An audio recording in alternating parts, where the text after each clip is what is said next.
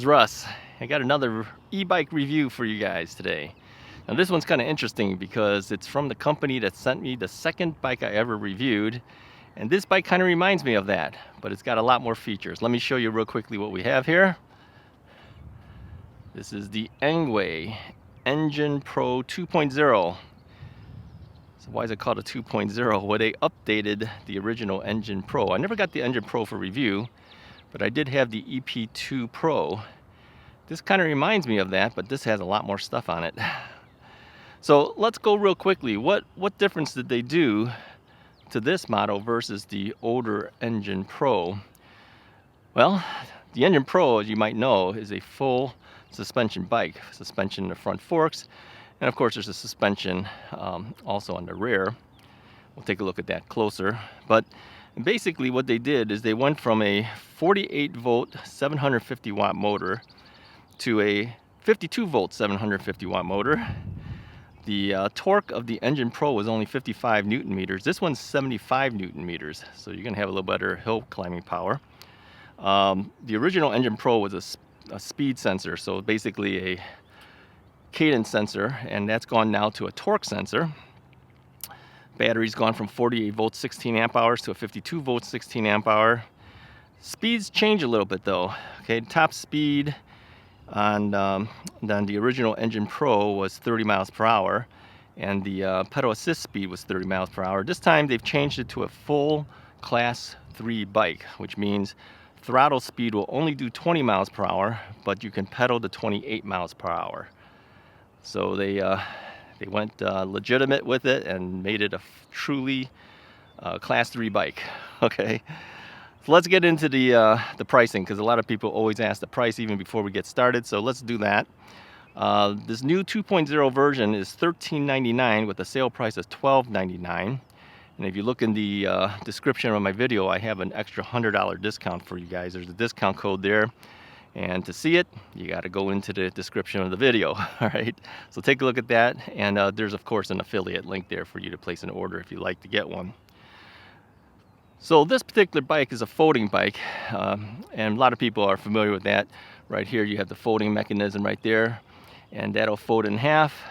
And, of course, the handlebar stem will also fold down too. Okay, so when you fold this bike down, your size changes here. So as a folded version, this bike is 40.9 inches by 21.3 inches by 33.0 inches. All right, so yeah, you can put this in the rear of a SUV or whatever you'd like to put it into when it's folded down. And of course, for storage, it makes it a little bit easier too. Okay, so let's get into the specifics of what the bike actually offers here. Like I mentioned, this is a torque sensor bike. This is not a cadence sensor bike. So if you pedal a little bit harder, the bike will respond to your additional efforts. And you might wonder, Russ, were you able to get it to 28 miles per hour when you pedaled it? I got it to 27, but as you know, I don't have a very strong leg and left knee. So I'm very confident you can hit the 28. I just couldn't do it because I don't have a strong leg.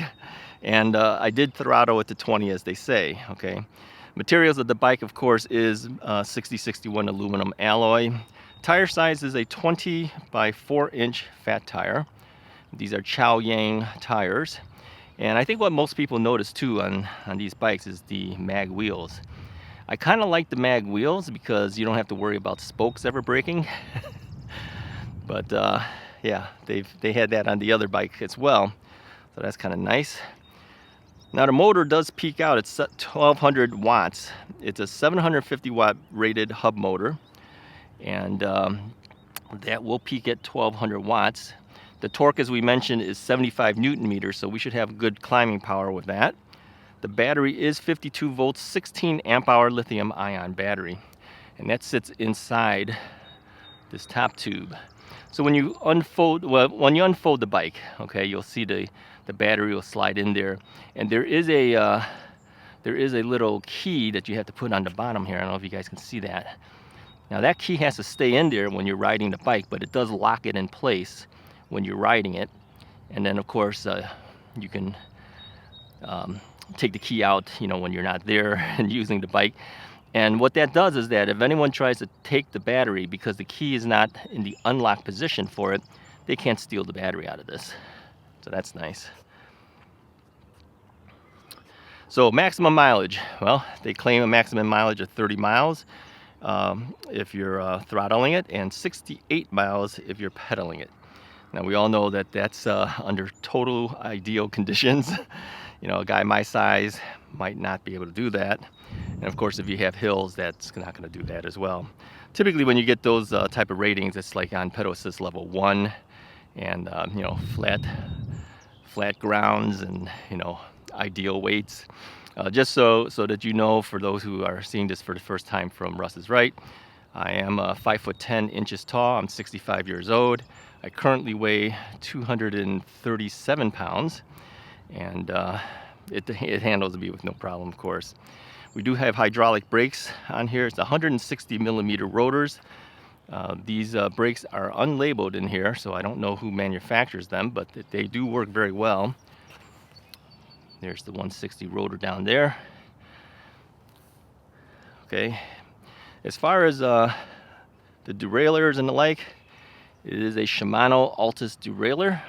Okay, and these are trigger shifters up here. Now the original EP2 Pro that I had did not have trigger shifters. I do like the trigger shifters, so that is something that I think a lot of bikes are starting to add now. It's kind of nice. I really like those.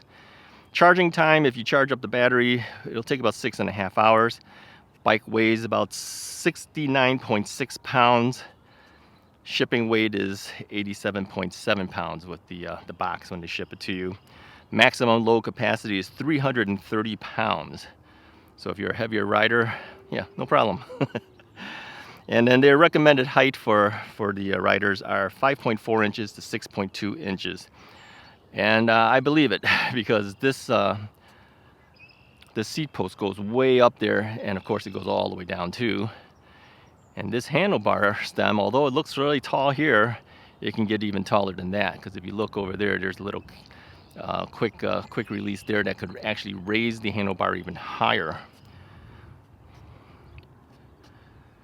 All right. Oh, the saddle. Let me tell you about the saddle.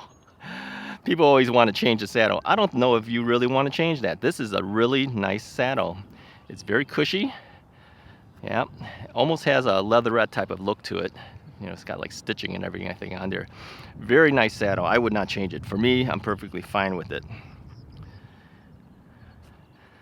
Oh, handlebar height, for those who might want to know, from the ground up, 42.2 inches to 51.2 inches. All right. Pedal height from the ground is 4.4 inches when the pedal's all the way down to the bottom there. All right, I think that's all the specs I have for you. Let me show you the more interesting parts of the bike. I added a few features on here. I added a side view mirror, as I usually do. I added a cell phone mount. Let me go ahead and put the cell phone mount on here. Now, of course, there's so much stuff on here that the cell phone mount is going to cover the pedal assist control. That's okay. I'm going to slide it here and tighten that down. But when you're reaching for it, you can actually reach it. It's not a problem. So let me turn the bike on so you can see the display screen again. I know it's a little bit hard to see sometimes in the bright sunlight, but I do have prescription sunglasses that are polarized, and I can see this display screen perfectly fine. It is a color display screen. The handlebar hand grips are a locking rubberized type. It's actually really good. I kind of like it. Manufacturers are starting to use these locking type so that it doesn't spin on you when you're using it. And of course, your adjustments here, the one by the thumb is your downshifter, and back here, I don't know if you can see by my trigger finger, there's another one there, that is your upshifter. Okay, I did add a bell here because I do kind of like using a regular bell if I'm going up towards somebody. But down on the bottom here on the throttle is a horn as well. Okay, it is a left-handed thumb throttle because there's so much stuff on the right-hand side already because of the shifters that a lot of the manufacturers are going to left-handed thumb throttles. Perfectly fine. You just got to get used to it. It's not a big deal. There is a integrated rear tail light. When that's on, it will light up, and then when you hold the brake levers down, it will brighten that light. And of course, in the front, there is a front headlight as well. Okay, you have full suspensions in the front. You've got lockout over here, and you've got the ability to adjust for the preload over on this side. Now here's where the things are a little bit different here. There is a suspension right here too, if you notice. So that goes right down to the frame and everything. So that's really nice. The chainring has chainring guards on both sides so that the chain can't fall off because of the guards on both sides. And it does have folding pedals. So all you have to do is push in and turn it, and you see it will fold. So if you're putting it in your car, the pedals don't stick out as much. And then just to get it out, just pull it and it'll pop back into place. All right, is that everything we have? If I'm missing anything, I'll go ahead and put it on a graphic so you can see. But I think I've covered pretty much most of the features of it. Okay. Well, let's go ahead and take it out for a ride real quickly, see how it does. And we'll do our hill test as we usually do too, to see how well it does over the hill. Okay. Oh, did I mention it's 8 speeds? I don't know if I ever mentioned that, but it is an 8 speeds system. All right. All right, let's take it out for a quick test ride. All right, let's take this for a ride. Now, the interesting thing about this bike is it is a true Class 3 bike, which means if you throttle, you can only go up to 20 miles per hour, but if you pedal, you can go as high as 28 miles per hour. Now, an interesting thing is when I was pedaling, sometimes I will hit the throttle at the same time while I'm pedaling. If you do that, it'll revert back to whatever the speed the throttle is allowed to give you based on how you feather that throttle. So let's say you're doing 26, 27 miles an hour and you happen to push down on the throttle at the same time, you're going to start dropping in speed. All right.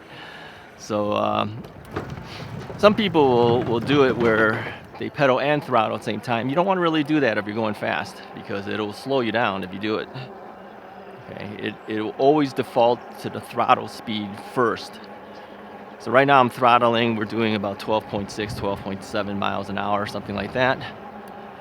If I let go and I start pedaling, okay, I'm going to move the pedal assist to level 5, which is the highest assist level.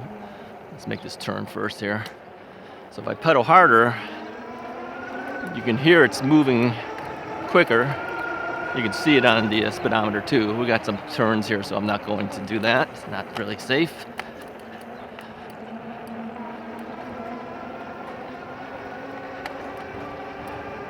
So the pedal assist is pretty snappy. It will respond to you.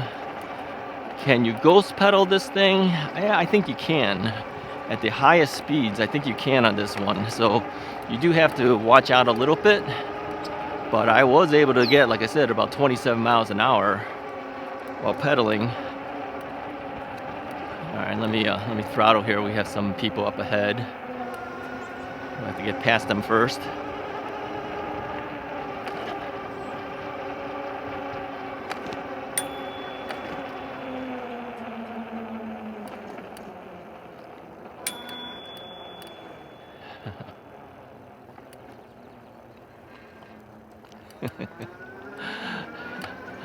The little girl's waving at me. I was just kind of surprised the mom let her out there still, knowing that the bike was coming towards her. Anyway, we did slow down. Keep her safe. All right, we're gonna cross this intersection here. They do have a push button here for me, so it warns people, but really there's nobody coming towards us, so let's just go. All right, many of you guys are familiar with this path. We've done it many times. We're heading towards the hill test, of course. Yeah, before we even get there, let me just talk about it real quickly. The way we do this is we'll stop the bike at the base of the bridge, and then we'll just simply throttle it, okay? Now the throttle, no matter what the pedal assist level is set for, it will give you full throttle on each pedal assist level, unless you're at 0. Of course, when you first turn on the bike, everything's at 0 because it doesn't know what you want it to do. So 0, of course, is just a manual mode, no pedal assist, no throttle assist, nothing, all right? So you have to use some type of pedal assist number in order for the throttle to work. And like I said, throttle will work to full 20 no matter what the pedal assist number is set for, okay? Yeah, it's still kind of chilly out today. It's about 55 degrees right now.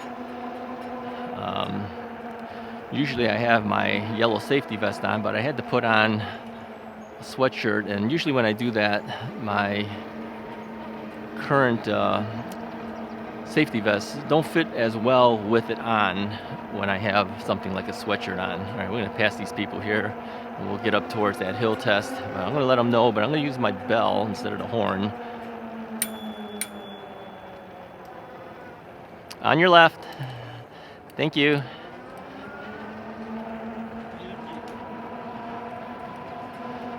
All right.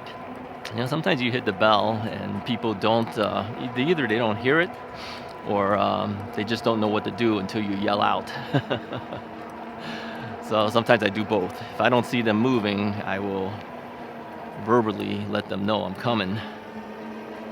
And a horn is something you can do too. Let me hit the horn so you can hear it. So horn, I think kind of scares people sometimes. It's a little bit louder maybe, but I prefer a bell. It's nice to have a horn if you do need a little bit more volume, I guess. All right. Now brakes work really well on this bike. There's 160 millimeter rotors, but again, keep in mind it's a 20-inch wheel. It's perfectly fine. It works perfect. So hydraulic brakes on there. We don't know who manufactures it. It is unlabeled, but it does work really well. I'm very impressed with it. All right, here's the bridge we're coming up to. So what we'll do is we'll stop here. Now, what's different with this bike is some of the other models, when you throttle, you can go 28 miles an hour. So it's gonna go up there really hard and fast with that, and then starts to drop. Now this one will only do 20 and start to drop. So I'm wondering whether this is going to affect us because we'll never get faster than those other bikes as far as the maximum speed going up. But again, we'll see. So let's try it.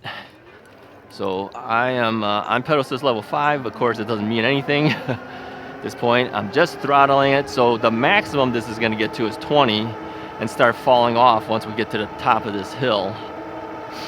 So we'll take a look at the speeds and see how it does. So far, we're still at 20. We're starting to drop now. And we're going over the top at a little bit more, 12.3, 12.3. That's actually pretty good. 12.3 is actually very good. All right, let's hit them with the bell here. On your left. All right. Yeah, 12.3 is very good.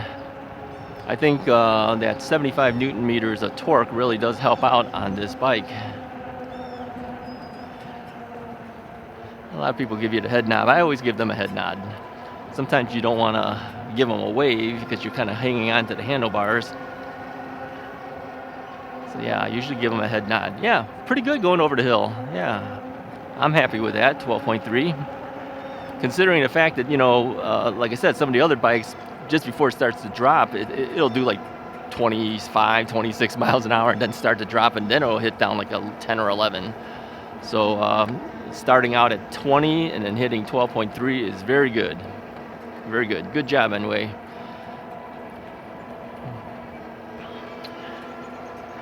Yeah, this bike has a lot of familiarity to me. Let's hop up and down a little bit. I know it's kind of hard to tell that I'm hopping because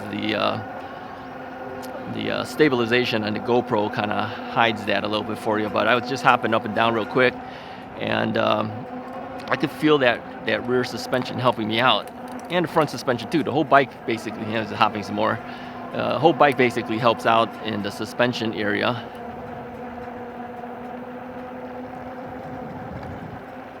But like I said, I had the EP2 Pro, which is a relatively inexpensive bike, you know, in the $1,000 range, maybe even a little less now with sale prices going on. I don't know, you have to double check it. And I always liked that bike. I felt bad when I finally got it to move to somebody else.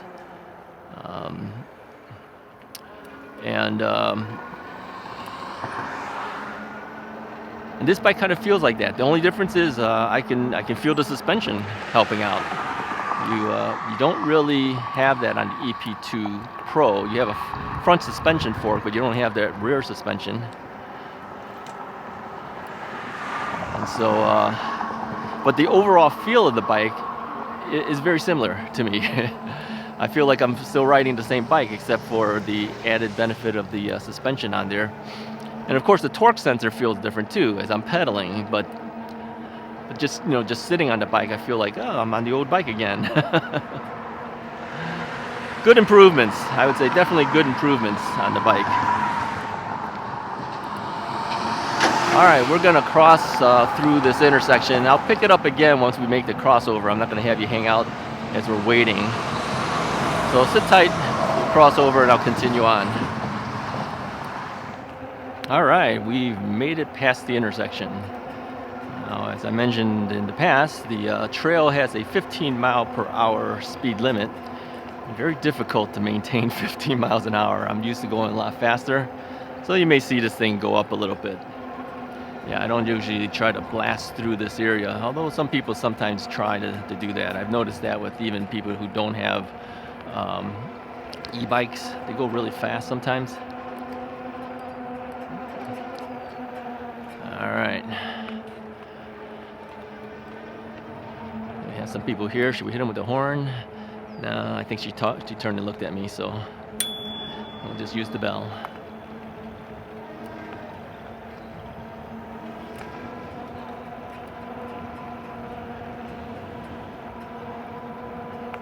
That bell's kind of loud too. All right, let's turn here.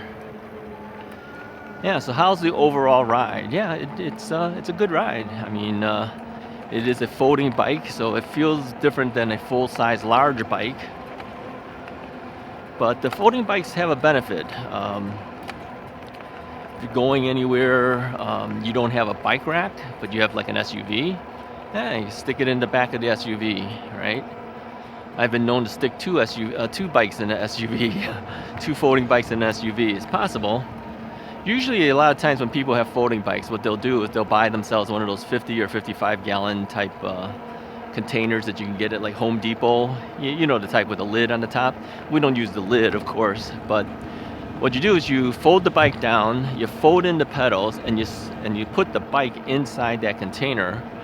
And then the container will slide a lot easier into the rear of the trunk area of your SUV, or if you want to slide it into the rear seat, I've done that too. When I take two bikes, we slide it into the rear seat, and then we fold this one up and then stick it in the rear of the SUV, so you get two bikes in there. So if you're thinking about, you know, getting folding bikes, those are the benefits of the folding bike. You know, otherwise, if you have a full-size bike, you have to buy a rear bike rack for your car, and that's not cheap, you know, to do that. All right, so let's pass through here. And I'll continue on in a second.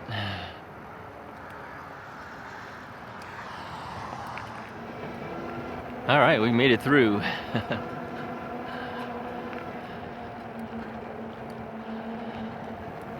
So yeah, on the display screen, there's some adjustability things, but it's a little more difficult to adjust this one than some others.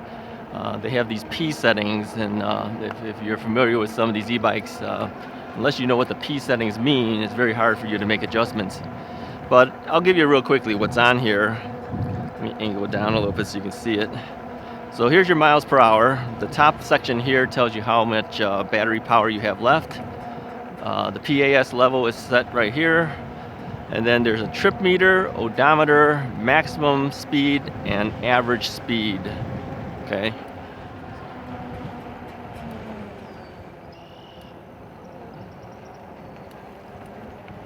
As you watch that gentleman going up this incline, he was kind of struggling. That's the kind of guy that needs an e-bike. Yeah, he was kind of struggling getting up that hill. Yeah, if you get an e-bike, you want to get an e-bike that has decent torque, because going up hills is an issue, right?